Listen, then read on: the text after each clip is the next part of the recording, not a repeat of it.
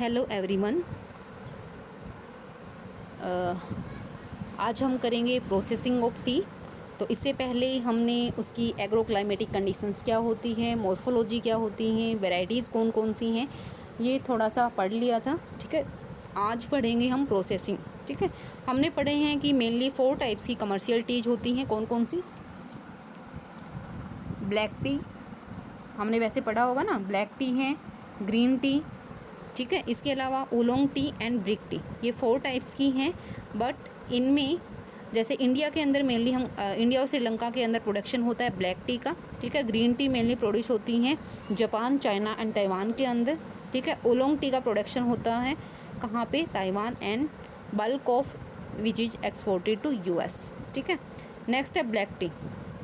मतलब हम एक एक करके करेंगे। तो सबसे पहले हम करते हैं ब्लैक टी, कि ब्लैक टी का प्रोडक्शन कैसे होता है। तो हमें ये तो पता है कि सबसे पहले हम हार्वेस्टिंग करेंगे, मेन जो टर्मिनल बड है उसको कट करेंगे और उसके साथ 2 से 3 लीफ को कट करेंगे। बट इनका जो फर्दर प्रोसेसिंग है उसके अंदर डिफरेंस आता है कि हमने अभी पढ़ा है ना, ब्लैक टी है, ग्रीन टी है, ओलोंग टी है, ब्रिक टी है। हाँ ठीक है, इनके अंदर लीफ यूज होती हैं, बट जो डिफरेंस आता है वो मेनली आता है प्रोसेसिंग के अंदर। ठीक है, तो फर्स्ट है ब्लैक टी। ब्लैक टी में जैसे ही हमने वहाँ से फ्रेश टी लीफ को कट किया हार्वेस्टिंग के टाइम, फिर उनको हम लाइटली पैक कर देंगे बास्केट्स के अंदर। ठीक है, बास्केट के अंदर पैक करने के बाद इमीडिएटली हम इसको भेज देंगे प्रोसेसिंग यूनिट्स के अंदर। ठीक है, प्रोसेसिंग यूनिट्स के अंदर मेनली 4 ऑपरेशंस होती हैं for the processing of black T. ये हमको मतलब बहुत ही ईजी है, अगर आप प्रॉपरली एक बार में समझ लोगे तो आपके लिए बहुत ईजीएस्ट टाइप का होगा। ठीक है, तो सबसे पहले इसके अंदर मैंने अभी बताया कि जैसे ही हमने वहाँ से हार्वेस्टिंग की, हार्वेस्टिंग करने के बाद लाइटली हम उसको पैक कर देंगे बास्केट्स के अंदर और फिर हम उसको इमीडिएटली कहाँ पे भेज देंगे? प्रोसेसिंग यूनिट्स के अंदर। प्रोसेसिंग यूनिट के अंदर मेनली 4 ऑपरेशंस होंगे। ठीक है, प्रोसेसिंग के टाइम विदरिंग, रोलिंग, फर्मेंटिंग और फर्मेंटेशन एंड ड्राइंग और फायरिंग, ये 4 प्रोसेस होता है। तो सबसे पहले वाला प्रोसेस हम एक एक करके पढ़ेंगे क्या होता है। First one is withering. Withering में क्या करेंगे? जो फ्रेशली हार्वेस्ट लीफ है, ठीक है, जो भी फ्रेशली हमने हार्वेस्ट किया है उन लीफ को हम इवनली ट्रेज के ऊपर या फिर नाइलॉन नेट्स के अंदर, या फिर तो ट्रे होती हैं या फिर नाइलॉन के नेट्स होती हैं, उनके ऊपर हम इवनली स्प्रेड कर देंगे, फैला देंगे। ठीक है, ताकि वहाँ पे उसकी विल्टिंग हो सके। इसका मेन जो पर्पज़ है वो क्या है? विल्टिंग करवाना है। और विल्टिंग में क्या होगा कि इसके अंदर जो मॉइस्चर कंटेंट है, मतलब विल्टिंग के टाइम पे हमने क्या किया, एक ट्रे के ऊपर स्प्रेड किया है, तो इसके अंदर जो मॉइस्चर कंटेंट है वो 50 to 60% तक लॉस हो जाता है। मतलब वाटर जो है इसके अंदर मॉइस्चर कंटेंट है वो लॉस हो जाए, यही पर्पज़ है मेनली विल्टिंग का। ठीक है, तो इस प्रोसेस को हम कब तक कितने टाइम के लिए करते हैं? 10 to 12 hours at 30 degree Celsius. 30 degree Celsius के ऊपर हम ट्रेज के अंदर सेपरेट कर देंगे 10 to 12 आवर्स के लिए। तो उससे क्या होगा? विदरिंग होगी, और विदरिंग में इसका जो मॉइस्चर कंटेंट है वो रिड्यूस हो जाएगा 50 to 60% तक। ठीक है, उसके बाद जो नेक्स्ट प्रोसेस होगा वो क्या होगा?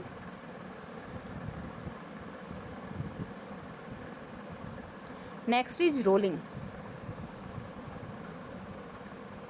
रोलिंग में क्या है? जो रोलर्स होते हैं, ठीक है, रोलर्स के अंदर हम उस विदर्ड लीफ को, मतलब पहले विदरिंग हुई, मॉइस्चर कंटेंट रिड्यूस हुआ, उन वेदर्ड लीफ को हम कहाँ डाल देंगे? विदर्ड लीफ को रोलिंग के अंदर डाल देंगे।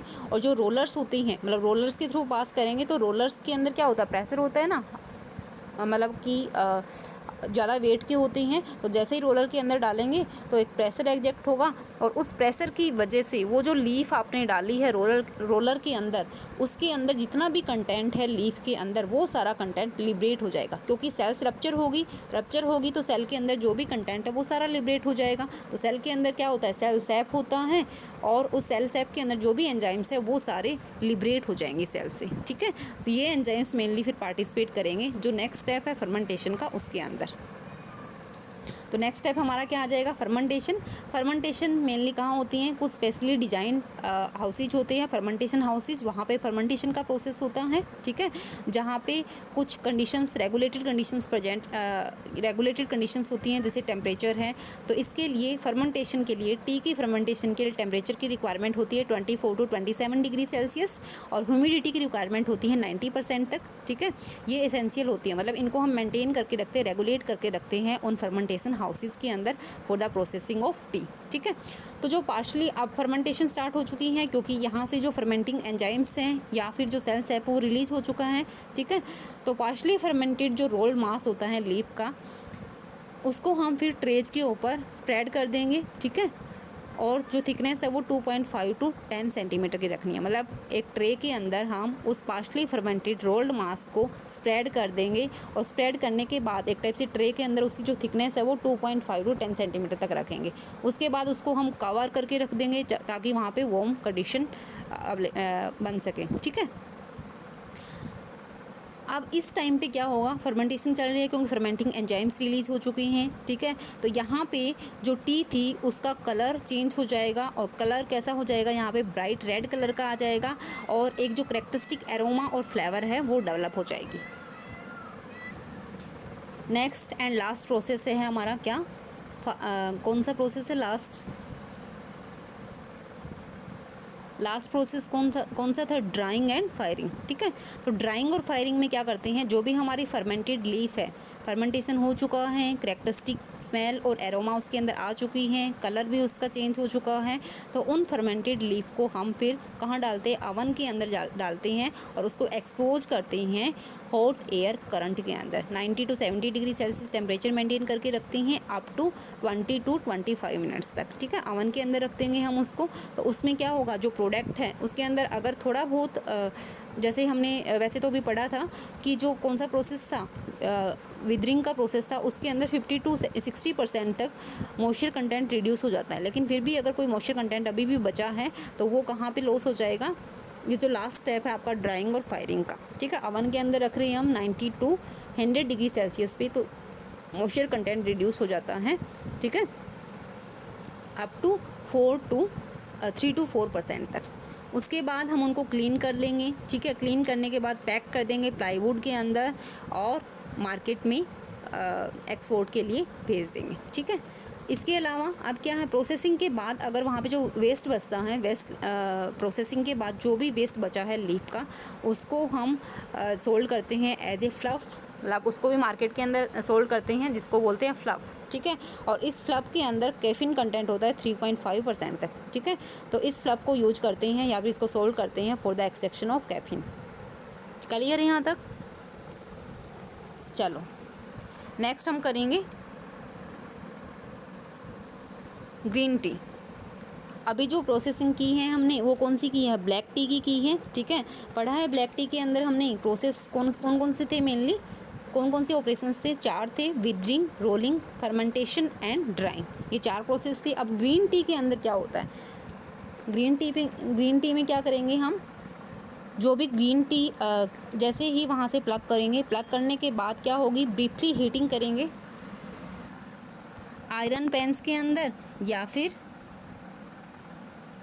जो आयरन पैन के अंदर अगर हम कर रहे हैं या तो डायरेक्ट कर सकते हैं या फिर आयरन पैन के अंदर कर सकते हैं। ठीक है, तो ग्रीन टी जो है वो जैसे ही वहाँ से हार्वेस्टिंग होगी, हार्वेस्टिंग के बाद जो भी पिक्ड लीफ है, हमारी फ्रेशली पिक्ड लीफ है, उनको हम आयरन पैन के अंदर हीटिंग करेंगे, तो उसको पैन फायरिंग बोल देंगे। ठीक है, या फिर हम डायरेक्ट स्टीम फायरिंग भी कर सकते हैं। ठीक है, अब क्या होगा, इस प्रोसेस से क्या होगा, देखो यहाँ पे हमने डायरेक्ट क्या कर दिया, डायरेक्ट हीट कर दिया उसको। और अगर हम बहुत ज़्यादा हीटिंग करते हैं, जैसे पैन फायरिंग है, पैन फायरिंग से क्या होगा, मैंने आपको बताया था इसके अंदर कि जो प्रोसेस हमने पीछे पढ़ा था, कौन से वाला, रोलिंग वाला, ब्लैक टी के अंदर हमने पढ़ा था जो रोलिंग प्रोसेस है, उसके अंदर जो सेल सैप हैं या फिर जो सेल के अंदर जितने भी एंजाइम्स वगैरह है वो सारे लिबरेट हो जाते हैं रोलिंग प्रोसेस में। लेकिन रोलिंग प्रोसेस में एंजाइम लिबरेट हो रही है, और एंजाइम का प्रोसेस कैसा होता है, आप सबको पता है, एंजाइम प्रोटीनेसिस नेचर के होते हैं। और प्रोटीन्स क्या होते हैं, अगर बहुत ज़्यादा हाई टेम्परेचर देते हैं तो प्रोटीन का नेचर होता है कि वो डीनेचुरेट हो जाते हैं, डीनेचुरेशन हो सकता है। ठीक है, तो यहाँ पे सबसे पहले ही अगर हम उसको बहुत ज़्यादा हीट दे रहे हैं तो उसकी वजह से जो भी एंजाइम्स उसके अंदर प्रेजेंट है वो एंजाइम इनएक्टिवेट हो जाएंगे। और अगर एंजाइम इनएक्टिवेट हो जाएंगे तो एंजाइम का मेनली क्या काम था, फर्मेंटेशन प्रोसेस में। लेकिन अगर एंजाइम को हम पहले ही इनएक्टिवेट कर देंगे, इसका मतलब हम क्या कर रहे हैं, इनडायरेक्टली हम स्किप कर रहे हैं फर्मेंटेशन प्रोसेस को। ठीक है, तो ग्रीन टी में हम क्या करते हैं, we are skipping the fermentation process. उसके बाद बाकी का जो प्रोसेस है इसके ग्रीन टी के अंदर वो सेम उसी टाइप से जैसे हमने ब्लैक टी के अंदर किया था, रोलिंग एंड ड्राइंग। ठीक है, just like the black T. उसके बाद उसको पॉलिश कर देंगे सॉफ्ट स्टोन से या फिर फ्रेंच चॉक से, ताकि उसका कलर इम्प्रूव हो सके, ठीक है। बट ये जो आपकी टी है ग्रीन टी, उसके अंदर टैनिन और कैफीन कंटेंट हाई होता है देन ब्लैक टी, ठीक है। नेक्स्ट है ओलोंग टी। ओलोंग टी जो है वो पार्शियली फर्मेंटेड प्रोडक्ट होता है। देखो हमने पढ़ा था ब्लैक टी जिसके अंदर पूरा हमने फर्मेंटेशन का प्रोसेस किया था।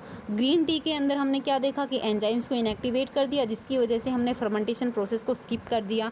लेकिन जो ओलोंग टी है वो क्या है, इसके अंदर मैंने बोला है कि पार्शियल फर्मेंटेशन। पार्शियल फर्मेंटेशन इसका मतलब क्या है, ये इंटरमीडिएट टाइप की है ब्लैक एंड ग्रीन टी के बीच का जो टी है वो कौन सी है, ओलोंग टी। तो it is A intermediate type, ठीक है, between green and black T. तो इसके अंदर जो फ्लेवर होगी, मतलब उसके अंदर जो फ्लेवर है वो किसकी टाइप की मिलेगी, ग्रीन टी की मिलेगी, और जो कलर है वो आपको ब्लैक टी के जैसा मिलेगा, ठीक है।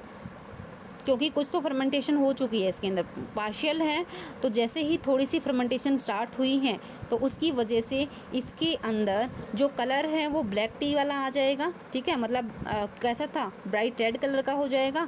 लेकिन इसके अंदर एरोमा, क्योंकि अगर फुली फर्मेंटेशन नहीं होगी तो एरोमा या फिर कैरेक्टरिस्टिक फ्लेवर इसके अंदर नहीं आएगा। तो इसके फ्लेवर और एरोमा जो है वो कैसा रहेगा, फिर ग्रीन टी जैसा रहेगा, जिसके अंदर फर्मेंटेशन प्रोसेस को हमने स्किप किया था, ठीक है।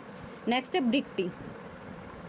ब्रिक टी कौन सी होती हैं, ब्रिक टी होती हैं कि जैसे हमने ग्रीन टी, ब्लैक टी या ओलोंग टी बनाई है, उसके बाद जो भी वेस्ट बचा है, ठीक है, ब्लैक टी और ग्रीन टी बनाई हैं, उससे जो वेस्ट बचा है उस वेस्ट से बनाई जाती हैं ब्रिक टी, ठीक है। तो इसके लिए हम क्या करते हैं, जो भी वेस्ट हमारा बचा है उसको हम स्टीम से सोक कर लेते हैं, ठीक है, और फिर उसको कंप्रेस कर देते हैं ब्लॉक्स या फिर ब्रिक्स के अंदर। तो उससे जो टी की फॉर्मेशन होती है वो कौन सी होती है, ब्रिक टी, जिसको मेनली कंज्यूम करते हैं तिब्बत के अंदर, ठीक है, और चाइना के अंदर भी एक्सपोर्ट होता है इसका। क्लियर है यहाँ तक। अब जो टी लीफ होती हैं उनके अंदर हमने पढ़ा था कैफ़ीन कंटेंट होता है।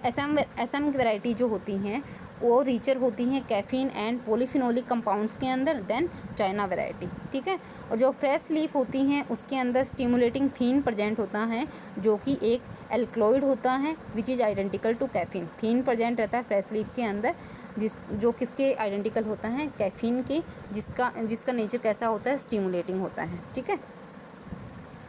अब ये जो हैं आपके टेनिन्स, और इसके अंदर क्या होता है, टेनिन्स भी होती हैं, कैफीन होता है, थीन होता है। अब ये थीन जो है, जो कि एल्कलॉइड्स है, वो सिर्फ रिलीज होता है during the process of fermentation के टाइम में ही ये रिलीज होता है, ठीक है।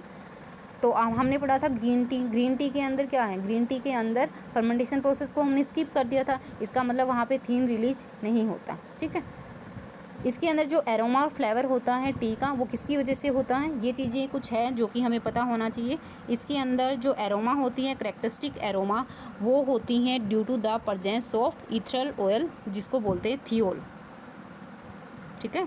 इसके अंदर इथरल ऑयल प्रेजेंट रहता है जिसको बोलते हैं थियोल, और उसकी वजह से लीफ के अंदर कैरेक्टरिस्टिक एरोमा एंड फ्लेवर होता है, ठीक है। उसके अलावा थीन जो है वो रिस्पॉन्सिबल होता है स्टिमुलेटिंग और रिफ्रेशिंग प्रॉपर्टीज होती है इसके अंदर, ठीक है।